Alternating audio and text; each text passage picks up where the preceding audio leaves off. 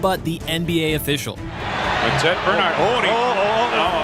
Rod the Bod was slapped with a 6-game suspension and a $200,000 fine. He was right in front of my face, and he was yelling, you suck, you're terrible, and all of a sudden he just came forward. Yet, this wouldn't stop Rodman from delivering more headbutts in the future, only inside a very, very different arena. You see, Dennis Rodman was a lifelong professional wrestling fan. Wrestling, I watched it every Sunday, man, religiously, because, living in Texas back in the day, that's all we watched was wrestling. That was it. So when Rodman was approached by World Championship Wrestling about doing some business, the 2-time Defensive Player of the Year literally jumped at the opportunity. Soon, Rodzilla began appearing regularly on WCW television as the newest member of the New World Order. Are you talking about the real hot rod?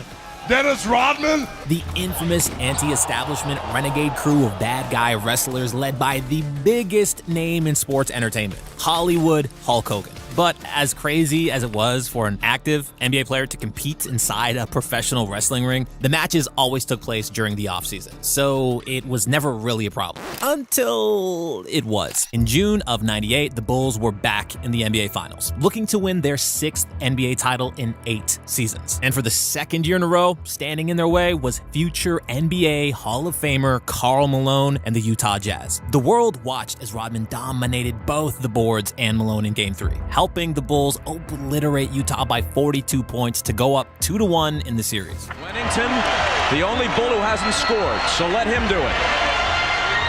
Well, the evening is complete. A total humiliation for the Utah Jazz.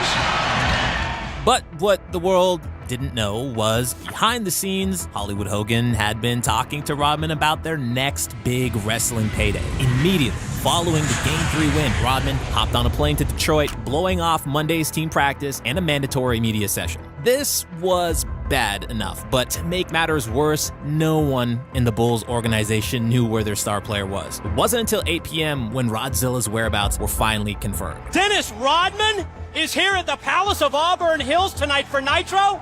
Shocking pretty much the entire sports world with an unexpected live appearance on WCW Monday Nitro, alongside Hollywood Hogan, who added to the unfolding media firestorm, saying ever so nonchalantly, There are some things worth missing practice for, brother.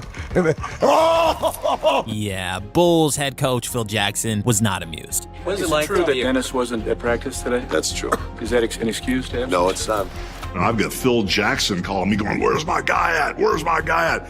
I'm going, Rodman, and Phil Jackson keeps blowing up my phone. You got to go back. He goes, I don't want to go back. Rodman stuck around to help promote an upcoming yet-to-be-announced match featuring the two